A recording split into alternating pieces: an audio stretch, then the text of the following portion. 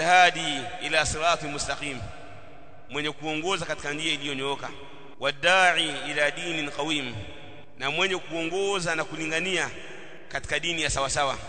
Mtume sallallahu alayhi wasallam salawatullahi wa salamuhu alayhi wa ala sa'ilin nabiyyin.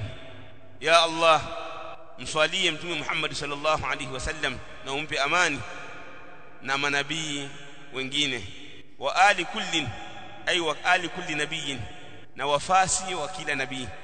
Al-al, maana ya al inakuja kwa maana ya al-atba' wafasi, lakini pia al-al inakuja kwa maana ya upande wa Mtume sallallahu alayhi wasallam inakuja kwa maana ya Bani Hashim na Bani al-Muttalib, yani muslimu Bani Hashim wa Bani al-Muttalib.